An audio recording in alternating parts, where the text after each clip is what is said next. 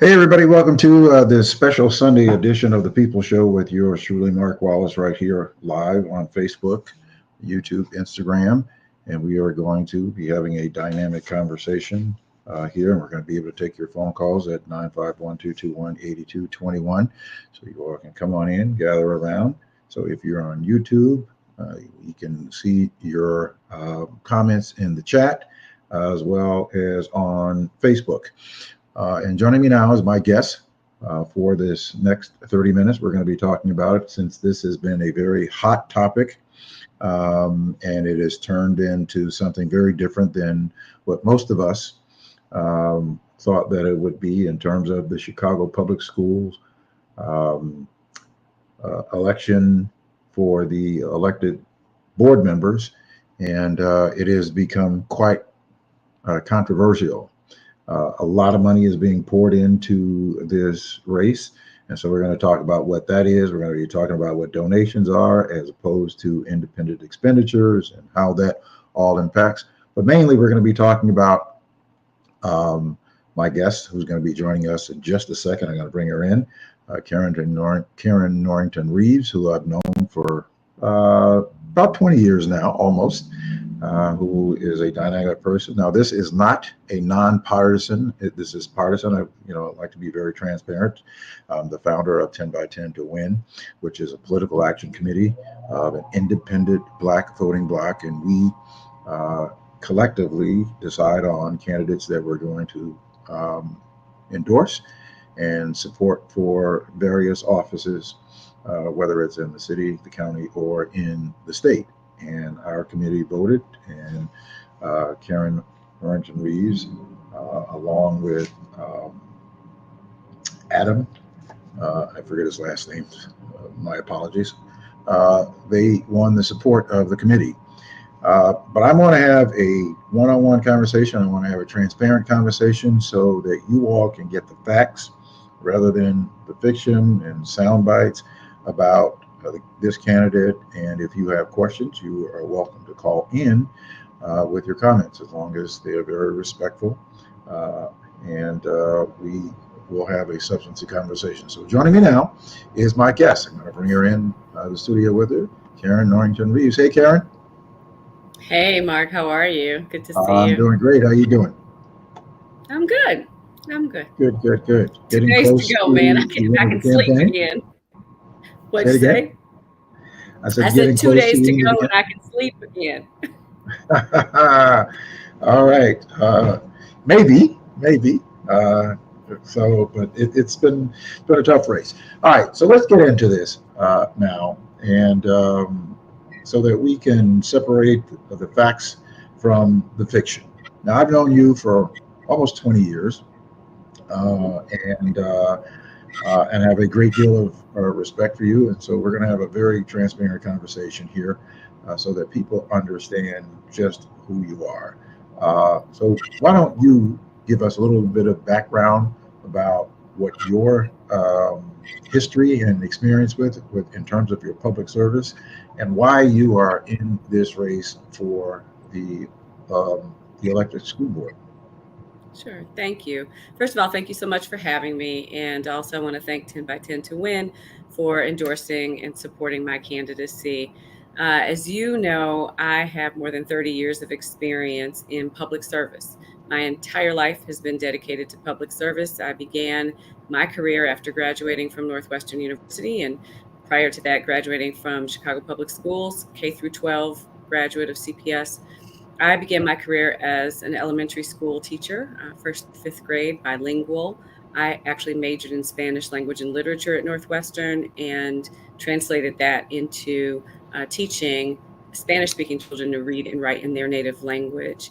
I also was an English as a second language teacher and did that for both children and adults. So the parents at my school I taught at night and also ran after school programs. I had actually deferred law school in order to teach. And so eventually I went back to law school to fulfill my dream of becoming an attorney. And I will tell you that my time in the classroom and working in the school system showed me how Black and Brown leadership was failing Black and Brown children. And it really changed my career trajectory with respect to practicing law. I really wanted to focus on systems change and public policy work. And so when I graduated law school, I wound up serving as an attorney at the Attorney General's office in the state of Maryland, and specifically focused on adolescent mental health work, and just had a sort of a varied legal career. For about 8 years I practiced law. I also was an adjunct law professor for another 8 years, and somehow wound up in this wacky world of politics. I ran for office in 2007. I think you and I met around 2007 when I was chief of staff in the 20th ward. From there, wound up going to the governor's office and leading some workforce development initiatives on the state level, which then parlayed into leading workforce development at the county level, which then became a merger, the city and county, where I became the founding chief executive officer of the Chicago Cook Workforce Partnership, overseeing workforce development for the city and the county, managing federal funds, state funds, local dollars, philanthropic funds, and putting over 100,000 people to work, forming partnerships. It's just been an amazing experience with respect to workforce development. I'm still in workforce development now. I'm the CEO at IC Stars. And, in between that law school time and going to the 20th ward, I actually was back in education, leading at Teach for America, placing over 200 teachers here in Chicago public school system, and also working at a nonprofit organization focused on early childhood literacy. So I've been in this education space really all of my life, and sort of the intersection of education and career development. And it's been a great journey for me. And so it seems like a natural fit to go, to run for the school board. And then my deeply personal reason for running for this board is my daughter, who you've met also. I've got a 12-year-old daughter who I adopted 8 years ago, who is a special needs student in Chicago Public Schools. And the journey that we've been on has been really incredible, but it's also shown me where there are holes in our process. And there are over 20% of the students with IEPs, and their families need a voice in this board as well. Well, obviously you have the educational background and credentials. Now, did you decide to run for the elected school board, or were you encouraged to do this by others? Both. I definitely to believe it or not, a former firefighter actually reached out to me, in addition to a state senator, in addition to friends. And it was something that I really thought about over a year ago. And then we had a tragedy in our family, and kind of put it out of my mind. But even Congressman Rush had encouraged me to consider it. Knowing that I'm a former teacher, knowing the work that I've done in the context of workforce development.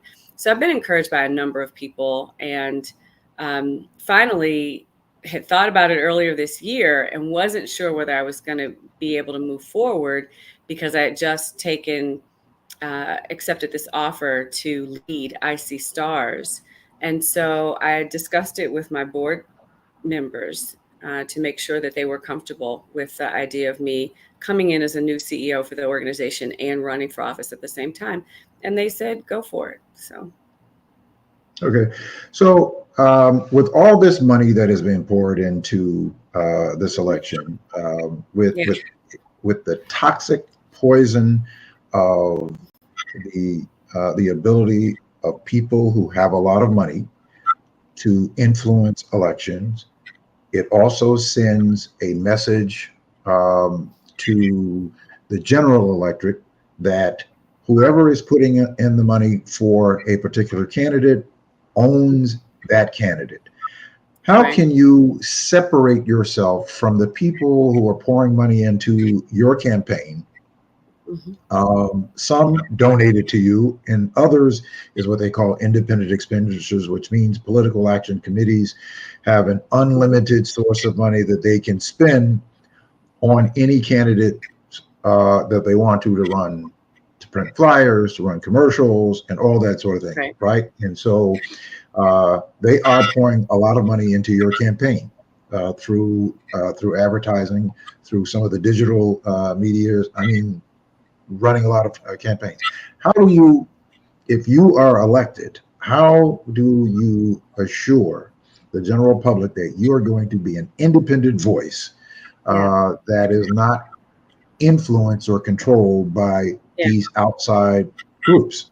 How do Yeah. you So how do you demonstrate that? yeah, so I think you point out a couple of really important things. But there's a distinction between direct contributions and donations to someone, cash in hand to their campaign, and promoting a particular candidate. And so I want to clarify a couple of things. Um, I am in this race of my own volition because of who I've been, because of how I've shown up in community, because of the work that I've done, because of the record that I've amassed. People are supporting me. It's not they're supporting me because they want me to do something. They are supporting me because they know who I am and who I've been. And so I am an independent thinker. I always have been. You have to remember, I ran for Congress 2 years ago, as I'm sure you're well aware. I had the support of a number of elected officials, sitting members of Congress, various unions, and such. And I had 1,400 donors when I ran for Congress. At that time, there were also independent expenditures. I actually only found out this year who was behind those independent expenditures.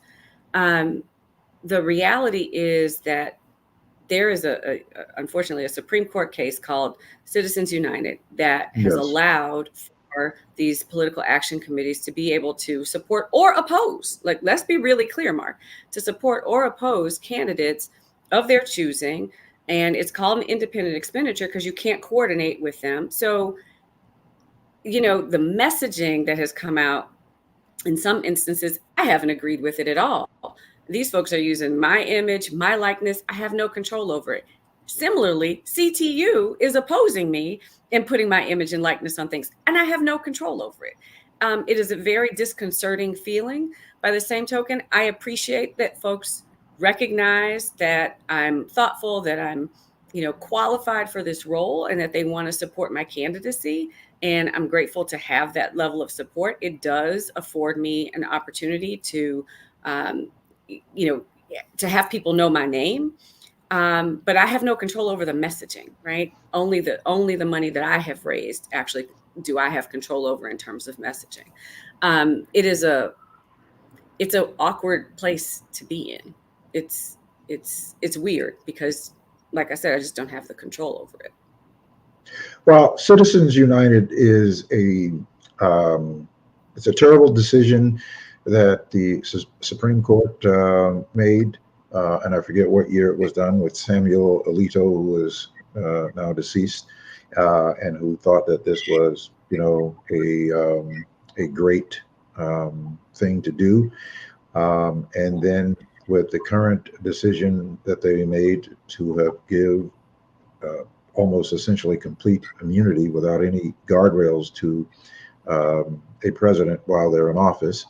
Um, and then, of course, the Dobbs decision. So a lot of terrible decisions have come out of the Supreme Court.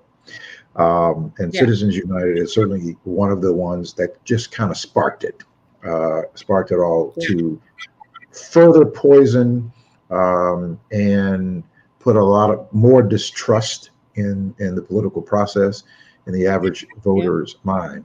And we have a huge responsibility. Those of us who have some understanding of it, and certainly who have a platform, we have a huge responsibility to try to help people understand and to differentiate between, the money and the candidates. And here, Yeah. in your And the candidacy, messaging. And the and the messaging, right? That some of it as you say, you have no control, zero control, which I really find to be appalling, that somebody can use your likeness, your image, and message something in your likeness and image, and you have no control of it. I find that to be For or appalling. against you. Right. For or against you. I mean, I Right. open up the mail and hear these mailers from CTU saying all sorts of stuff that is an absolute lie, that they Mhm. know is an absolute lie, right? So painting me as a Republican, they know darn well I'm not a Republican. I've run as a Democrat. I'm a lifelong Democrat. I've never pulled a Republican ballot in my life, right? And they took pictures from my Instagram. One of the pictures that I've seen a couple times is from Instagram when I was speaking to a community organization. Another one, I don't even know where they got that from. I might have been speaking on a panel somewhere. But the fact that they can just go and troll and find your stuff and do whatever they want to do with it, it's fascinating and unfortunate. But the thing that I think is really important for people to understand is that does not mean that you're aligned with the thinking of any of the people who are doing that. Right. Well, I have been a supporter of CTU, in large support, and some of the members there. I know Tara Stamps. I certainly have met her over the last couple of years. I support her candidacy as a commissioner. Her mother has done great community activist work Awesome. in her days, and I've also been a big supporter of Stacey Davis Gates, with her tenure there. But I'm very disappointed in the CTU and the messaging that they have been using, because I know that it's misinformation, and it's very misguided and it's dishonest. And I think that it takes a level of credibility away from CTU, and then it also fuels a lot of the opinions that are negative that people have about CTU. I think CTU has a role. And again, I've been supported because I support teachers. I support teachers and Yeah. those people who commit their lives to public education. I think they need to have everything that they need to be able to provide education to the children, to the reason why they're there. So I certainly disagree with some of the tactics that they're using. And I think it's very, very unfortunate that they're doing it. And I certainly Can disagree I with. make another point about it? Yes. Go ahead. To be clear, I'm not special in this, right? They're not just doing this to me. In Hmm. all 10 of the elected school board districts, they have identified one person, and it's generally the person that they see as a threat. They have identified one person, and they have sent the exact same mailers out. All they did was change the picture and the name. And there was one mailer that said something about them propping up my failing campaign. And all I could think was, if my campaign were failing, why would you be spending hundreds of thousands of dollars on mailers to send out negative messaging about me? Because it's not failing. And their Yeah. polls show that. That's Well, that's let's the truth. let's talk about this. Why why do you believe that they believe that you are a threat, and what is that threat? So it's a threat to their control, right? So they've got control over the fifth floor. Let's call it what it is. Um, they are going to influence the 11 choices that the mayor makes for the appointed positions. Why do they have to have control over the 10 positions as well? So they've got a slate of 10 candidates. They've already succeeded in knocking 17 people off the ballot. It just came out at the end of last week. Finally, I knew it was true. It just came out that all the attorneys who were knocking people off the ballot were CTU paid attorneys. We knew that. They had 5 attorneys try to knock me off the ballot. Mhm. Um, I'm a threat because I have name recognition, because I ran once before. I'm a threat because I've been endorsed by folks that they are in opposition to. So I received endorsements from several labor unions, the biggest ones. So Local 150, which is the operating engineers, IBEW, Brotherhood of Electrical Workers, as well as LIUNA, which is the laborers, and the Chicago firefighters. I also have been endorsed by the Illinois Network of Charter Schools and a host of, elected officials such as Congresswoman Robin Kelly and State Senator L.G. Sims and Alderwoman Michelle Harris. It's a threat to their ability to control the board, to run the board. And when I say run the board, I meant the little b board, but they mean big B as in Board of Education. And, the interesting thing is around some of the messaging, this messaging around, people being aligned with the Republican Party and the Republican Party agenda, they use that exact same language on folks that are not endorsed by Inks, right? There's a guy on the north side who is completely self-funded. He's not a Republican. He's just able to fund his own race. They sent out the same nasty mailers about him. So it is, it's a disinformation campaign, and it's an effort to knock down whoever they perceive to be a threat. And I think that there's, in this city at this moment in time, I think there's a real backlash that they will suffer because people aren't aligned with this sort of absolute power grab. Mm-hmm. Well, yeah, it also comes across as a little bullying, and I think that people are exhausted of that sort of thing, right? Starting all the way from the top, from Donald Trump and his tactics and all that. That's and all the way down. I believe that we have to change the whole process, and we have to figure out a way to influence changing the whole process of how people participate in the political process, that it is much more equitable and that people do not have. Right. We can have civil discourse and we can agree to disagree, but we don't have to tear people down. And, the other piece, you talk about the negative influence from the top down. Donald Trump has pervaded our political process. Right, he's given it permission. He's given people permission to be nasty and to do all of these. Be as nasty as they possibly, and to be just completely untruthful in every capacity. And it's really disturbing. And, one of the things, I'll share this with you. When I was about somewhere between 8 and 10, my mother was president of our parent-teacher council, which was, the equivalent of the PTA. And there had been this big scandal at our school where one of the parents was actually stealing money from the school store. We had it wasn't really a store. It was like a cart that they would wheel around, and we could buy pencils and erasers and this kind of thing. And so when my mom became president, and they were checking the books, her new cabinet, they realized that money was missing. And so they confronted this parent. And I went to a parent-teacher council meeting with her. My mom was a single mom. And so, I went to a lot of things with her. And these parents are yelling and screaming and cursing at each other. And I remember in the car ride on the way home saying, I wonder if my friends know that their mommies and daddies behave this way. And I just remember that moment. It was so pivotal. And as I think about where we are now as a society in our political discourse, all I want to say is we got to grow up. Our kids are watching. Our kids are watching how we behave. Our kids are watching how we talk about one another, how we talk about people who are different from us, how we talk about people who immigrate to the country in search of a better life, how we talk about leaders at the top.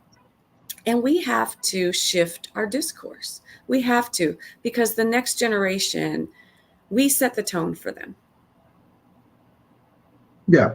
Well, first of all, I think that the problem with, I agree that we should have an elected school board, but I don't agree that we should have an elected school board to continue politicizing public education.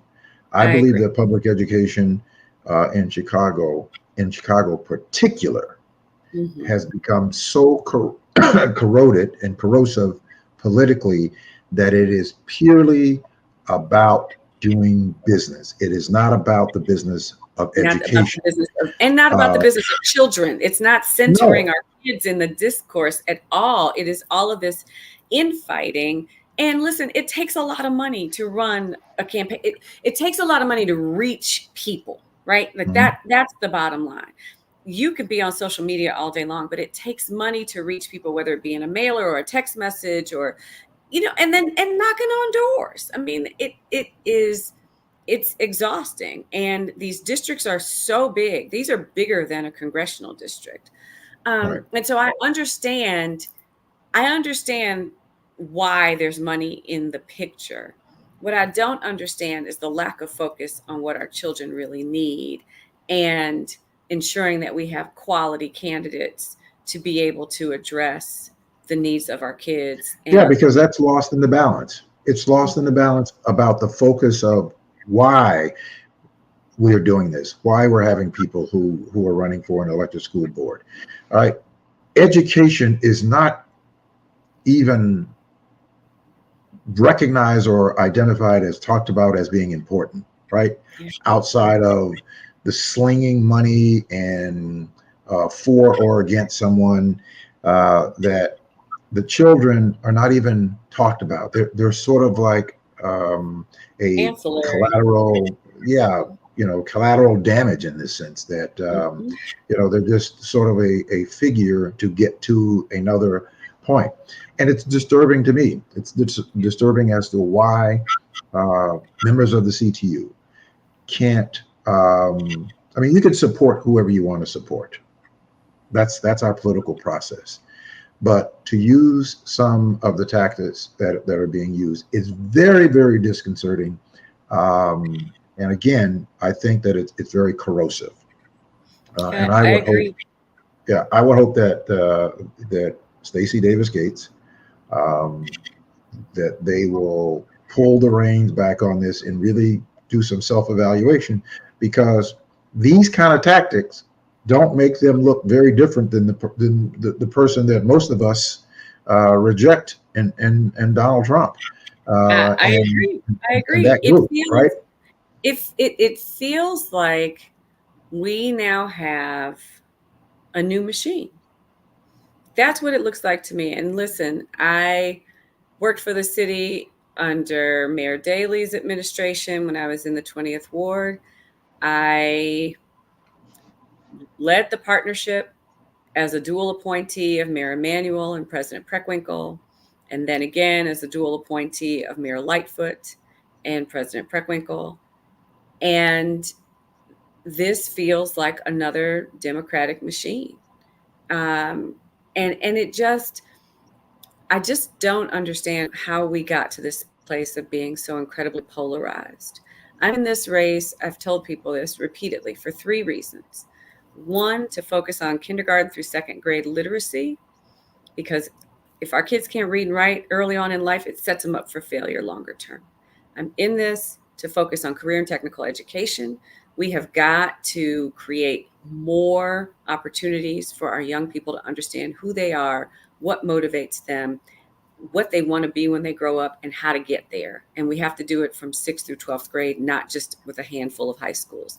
And then finally, as I mentioned, my deeply personal reason is my daughter, and recognizing that if I found the IEP process overwhelming as an attorney and as a teacher myself, what must it be like for the average parent who is trying to secure services for their children?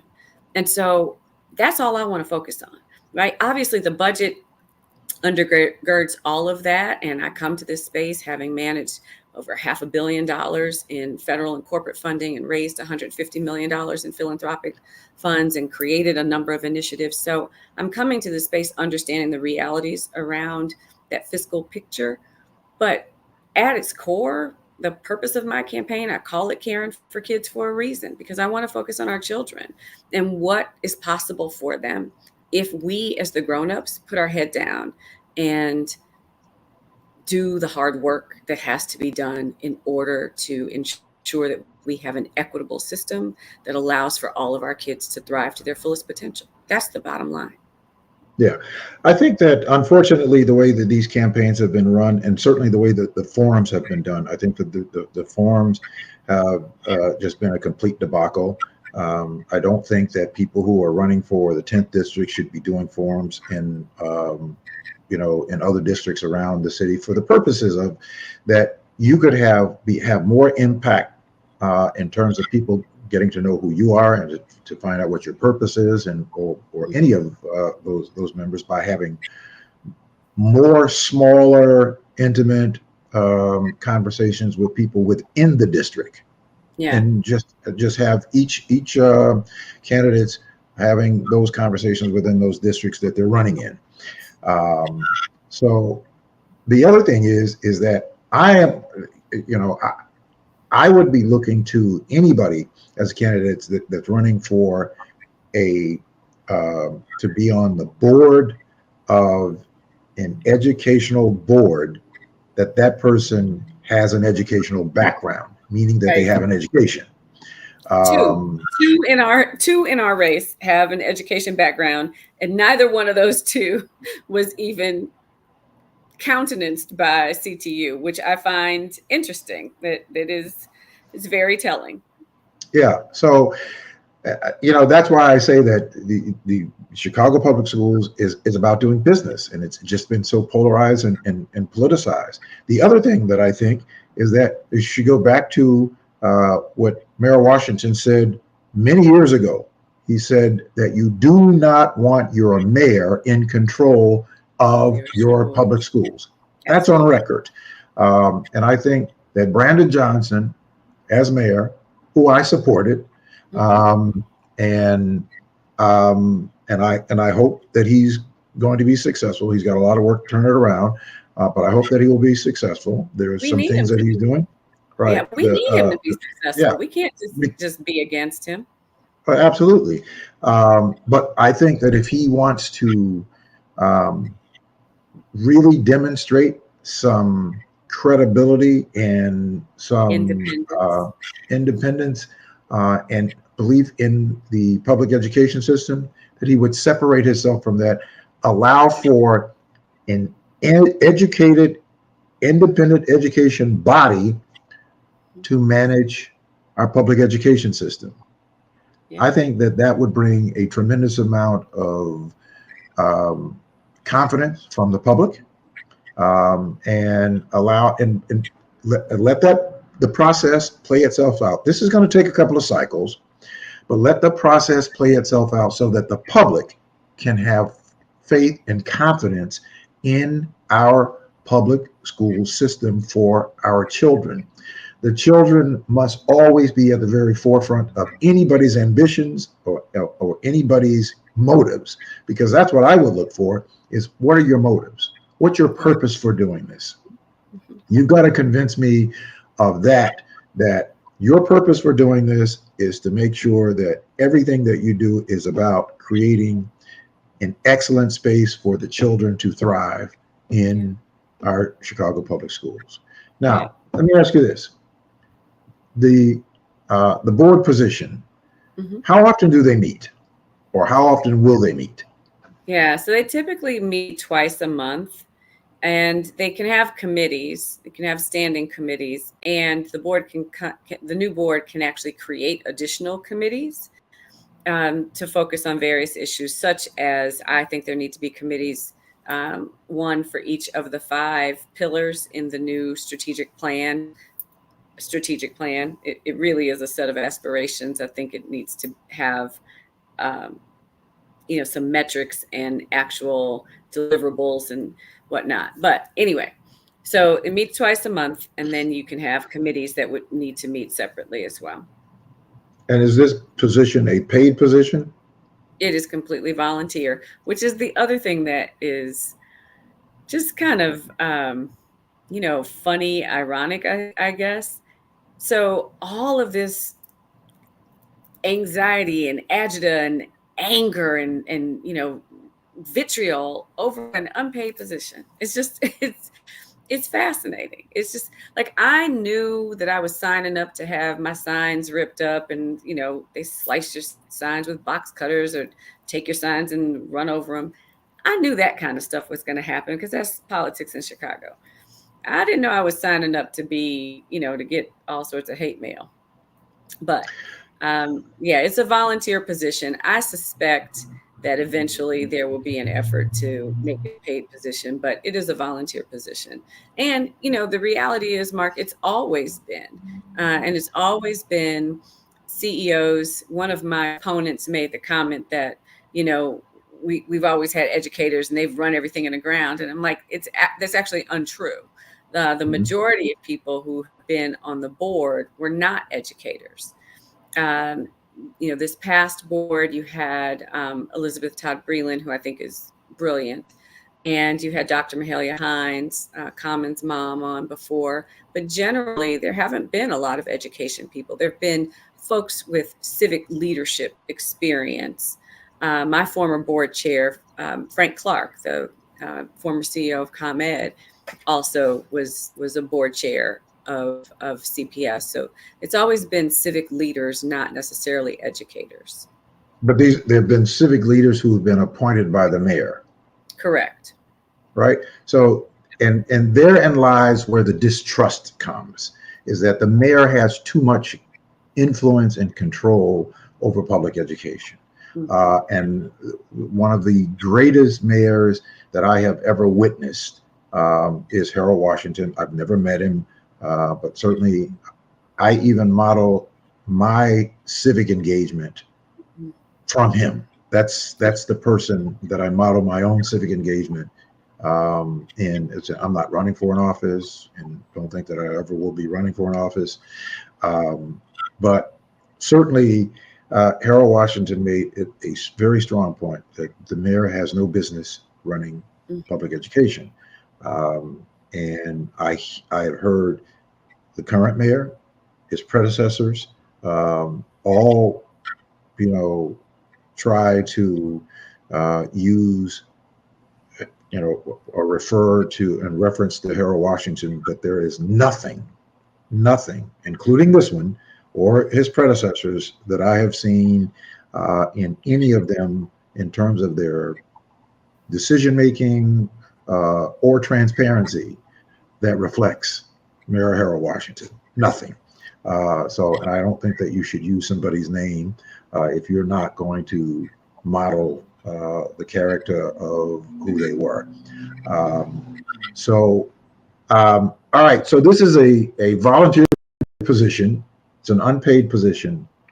Um, so in terms of that, what is it that you're doing now?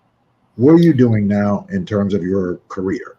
Yeah, I'm the CEO of IC Stars, which is a 25-year organization here based here in Chicago. It is now national. It was founded here, co-founded by a woman named Leslie Beller and the founding CEO, Sandy Castrol. And IC Stars is focused specifically on creating career pathways for Black, Brown, underserved women, veterans from disinvested communities throughout the Chicagoland area, and helping them to develop career pathways specifically in the IT sector, information technology. And so it has evolved over the years. We're celebrating our 25th anniversary in December, and we now have offices in Milwaukee and Kansas City, Missouri, and we will likely be expanding next year. We're looking at either Detroit or Houston. We put folks through a 16-week intensive boot camp, and that is called their internship. And they then are followed by us for 2 years. We support them with intensive wraparound services. Our interns are offered mental health therapy and treatment and support for any trauma that they may have experienced. They go through business development, leadership training, all of these core skills that we need in order to be successful, not only in life, but in our careers, right? And so we give them all of the technical skills training that they need. We give them the life skills support and help to pour into them, and then get them connected to employment. And we have touched, wow, over 1,000 people. We've helped to train, and they really have formed this family. They even have their own alumni association. It's just a really phenomenal organization and just does so much to prepare people. 18 to 35 is generally our sweet spot, but we do have folks who are older. And I started in July. And the irony is, I learned about this organization about 10 years ago when I was a guest. They do something called high tea, and it's the British pinky up drinking tea, but it is the tool that we use to help build social capital. So we have leaders come in every single day of those 16 weeks, meet with our interns and talk about their life's path and their career journey. And I had the privilege of being a guest 10 years ago. I have sung their praises as an organization ever since. And when Sandy decided to step down, several people reached out to me and said, you should consider throwing your hat in the ring to be the new CEO. And after I heard from 3 different friends, of course, across 3 days, I said, okay, I think this is God trying to tell me something. And so I applied and I got it. I started in July, and it's a good ride. I Oh, really well, like my team. I didn't know. I didn't know that you had made that transition. I'd been wondering. Okay, I know that she's not where she was before. What is she doing? Still in Okay, the workforce. still, are you still doing that? Yeah, I mean, But it's a workforce development organization. Yeah. it's the same thing that you were doing, but that you were doing for the city and the county, because that Yes, merged, yes, right? but yeah, it's bigger and it's more narrow, right? It's bigger in that it's national, and we've got 3 Mhm. different cities, and we'll be expanding to other cities. But it's narrow in that it's specifically only in information technology, as opposed to before, where I had all 7 high growth, high demand sectors within the city and the county. And it was certainly Chicago Cook Workforce Partnership was a larger organization and much bigger budget. But it's still the same sphere. It is all about improving people's lives. Ultimately, I used to tell my son this: I just want to see people win. I just want to see them win at life. Mhm. Well, you're certainly doing great work, and I am certainly proud to have known you all these years and be a friend Thank you. and a supporter of the work. So, can you share with them in these last few minutes? We're going to be bringing you back tomorrow night. We're going to bring you back. Danny K. Davis is going to be my guest on our Monday night edition of the People Show. We're going to bring you back because I want to continue this conversation, right? And doing what we call our closing message going into Tuesday, because I think it's really important for people to really hear from people who are running for public office, to really hear from them what their message is, what their purpose is, and what their intentions are. So, can you share with the public of what Karen's purpose and intentions are uh, as a elected school board member? Yeah, my North Star is that every neighborhood have a school that children can walk to, that is well resourced, that meets them where they are, that offers them a high caliber education with well rounded activities, and helps them thrive into their absolute fullness and their highest potential. That's the North Star. Right now, 70% of our kids go to schools outside of their zoned area, and it is because their parents are striving to make sure that they go to the best school. Our neighborhood schools need to be schools of choice too. I believe in us having a variety of schools that meet children's needs and interests, STEM schools and language schools and performing arts programs. But I also want to make sure that our kids in our neighborhood schools aren't neglected, and that those schools are seen as schools of choice, that they go to those schools because the school has something to offer them, not because they just have to, or because they have some sense of feeling like they're just stuck there. um, that's the North Star. I think we need to have equitable access to high quality education for every single child. And for all these people who are throwing money into this, have you been interviewed by any of these groups Have you sat down with any of these corporations or any of these people who are putting all of this money in and Yeah. had a conversation with them? And I've what does that? only I've only been interviewed by the Illinois Network of Charter Schools. And also I just want to lift up one other thing. So there's 4 people in our race. 2 met with and interviewed with Chicago Teachers Union. They endorsed one of them. 2, myself included, met with and were interviewed by the Illinois Network of Charter Schools, and they endorsed one of us. So all of this sort of, righteous indignation about, oh, I'm a community candidate. No, I'm a community candidate. I'm independent. I'm independent. The reality is every single person remaining in this race sought sought the endorsement or support of another entity. I want to be real clear about that. Right. It's not honest for people to suggest different. Did you have any conversation with the Chicago Teachers Union at all? Never. They never asked to meet with you and have a conversation with you? Never. I interviewed with them. Wouldn't it have been appropriate to just have even with somebody that you disagree with? Would it have been an appropriate thing to do is to have a conversation and say, sure, get an understanding of, what your intentions are? I interviewed with them when I ran for Congress, and the irony is, I talked to Brandon Johnson then, because I've known Brandon for a long time, and so the irony is that Brandon said to me, "Oh, we're going to go with Jonathan Jackson." He says, "We've known him a long time. He's a good dude. We like him." And I was like, well, why'd y'all even bother to have me come in and interview with you if you already knew that was what you were going to do?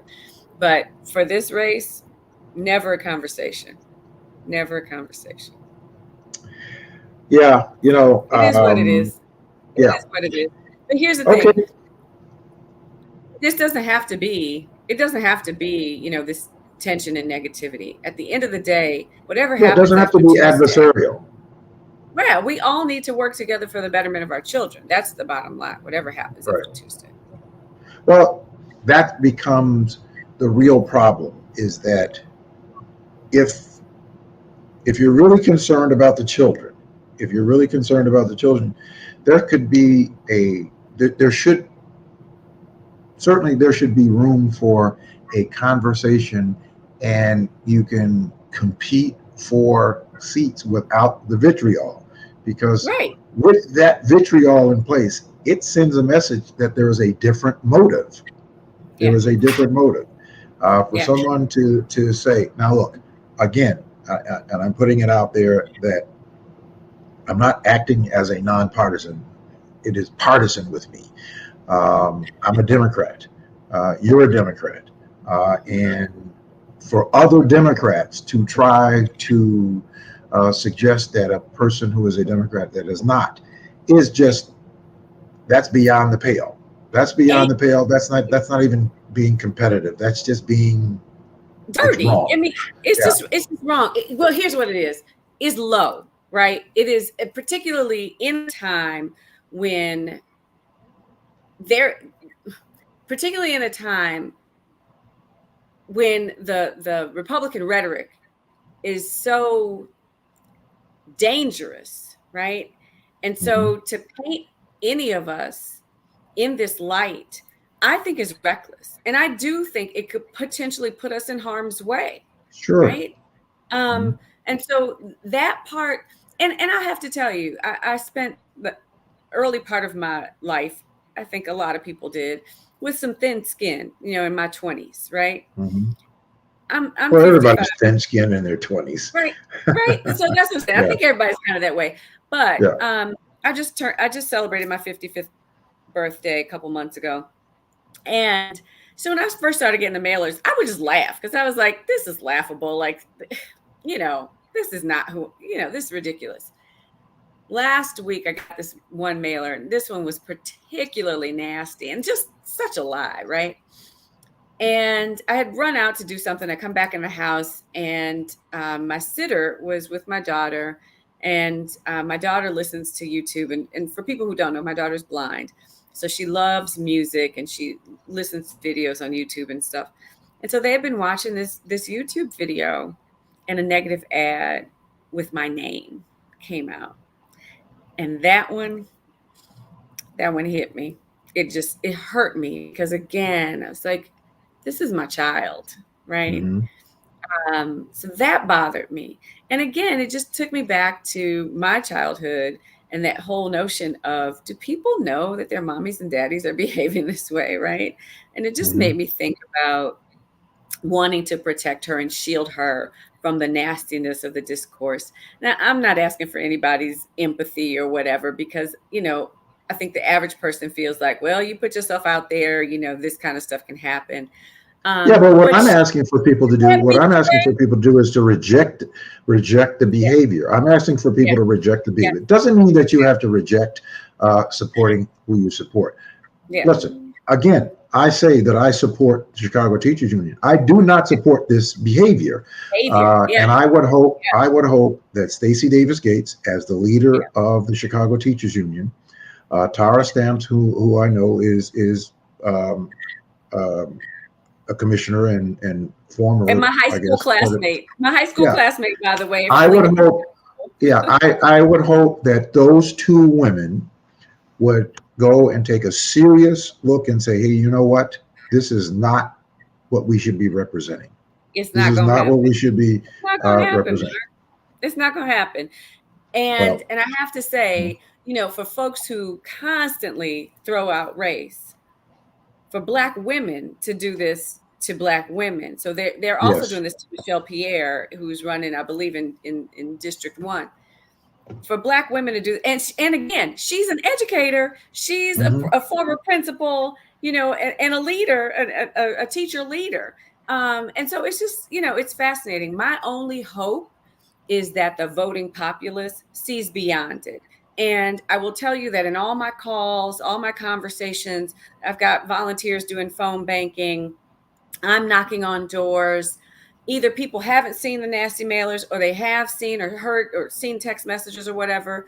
And the overwhelming majority of them say, I'm voting for anybody who's not CTU, because they reject the behavior, right? Hmm. They reject the behavior and they reject the power grab. Right. And the other piece that just came out early, also last week, the end of last week, is that they have actually also circumnavigated campaign finance rules, because they've got about 12 different PACs that they're doing their work through. Um, this thing called Our Schools, it's not Our Schools, that's Yeah. CTU, right? Hmm. They've got United Working Families behind them. They got a couple of other PACs. They're leveraging different things. They've made up other like ward organizations, and they're funneling those mailers. All the mailers that have come out across the city, they're all paid for by different PACs. So Yeah. the whole thing, it's got a nasty stench to it. And we can do better. We can be better. We deserve better for our kids. We need more opportunity to have strong representation on this board.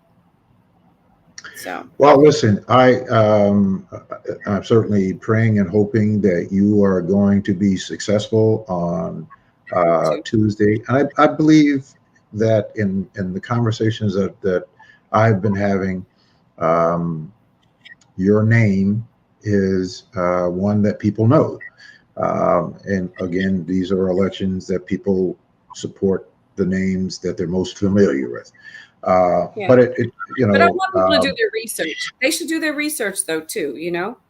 well, the reality is that most people are not. That's the reality. The reality that most people are not. They're going to listen to the people that they trust. That's why I believe that it's important that for people to be uh, that have these spaces to put information out, because they respond to the people that they trust. And that's really the reality of our politics. There are not a lot of people who are going to actually do the research. Some people are, but most will not. But it's up to us as the surrogates to put the information out to them so that they can understand it, so that they can make good, informed decisions. All right. Did I lose you, Karen? Are you there? I think that we lost her feed, but she's going to be back. But oh, there she is. Okay. All right. I lost your feed. Oh, hopefully she'll come back. All right, folks. But listen, we're going to be bringing Karin back tomorrow night on the Monday night edition of the People Show. Make sure that you join tomorrow night. We're going to have Congressman Danny K. Davis on. He did a big press conference last Monday with some black men for Kamala Harris. We're going to talk with him about that. But we're also going to continue our conversation tomorrow night with Karin Norrington Reaves. I think she's back here with us. Okay. Sorry about that. In our closing. There you go. Okay. But anyway, we're going to continue our conversation, and we're going to continue to use this platform to put the information out there and to recycle it. People can go on iHeartRadio and listen to it. We'll be on Intellectual Radio tomorrow night and iHeartRadio along with Instagram, Facebook, and YouTube, talking about these seats that we are supporting 10 by 10 to win, are supporting, and that I am supporting for the elected school board. Karin Norrington Reaves is the person that we voted to support. We did not get an opportunity to talk with people in the other districts within the black community. We certainly reached out to them, but we did not have the opportunity to do that. Karin, there's something wrong with your feed, but I'm gonna hopefully she can come back. We got you? Yeah, I don't know what's going on. Sorry about that. All right. Well, listen, we're going to bring you back. We're almost out of time. So why don't you just give tonight's audience your closing message, and then we're going to bring you back tomorrow night for a final closing message of your candidacy. Well, I just want to thank you, Mark, for hosting this evening. I am grateful for the opportunity to just, speak freely. I feel like the forums haven't really allowed us the real opportunity to have that intimate conversation. So I thank you for creating space for that. My final remarks, I'm looking forward to rejoining you again tomorrow and talking more about this race and hopefully answering people's questions about what's really at stake here for our families and for our city. So thank you again. Okay. Thank you very much. We'll see you tomorrow. See you tomorrow night. All right. All right. Good Karin night. Norrington Reaves, folks. Good night. Who is candidate in the 10th district for Chicago Public School. Listen, please support Karin. If you have not voted, she is very qualified for it. She is a person of great character and great conscience and great courage, and she will do the right thing. She will have an independent voice and independent thought on that board. We need to have people like that in those positions. And again, I am going to continue to say to the Chicago Teachers Union, to Stacey Davis Gates, and the Chicago Teachers Union, they should do some soul searching about how they have moved in this campaign. I don't think that it is going to be an admirable thing for them to continue to do this, and I don't think that it is going to be something that people are going to in large part be supportive of. And so again, I think that there's a role for the Chicago Teachers Union, but I think that you will diminish the faith in people if you continue to conduct yourselves this way. We should be able to have a conversation with someone, and if we disagree, find a path to where we can agree. That's what I see as disagreements with. Listen, I have people that I work with every day, and if we disagree on an idea to get to the finish line, then we talk it out till we come up with something that we can both agree on.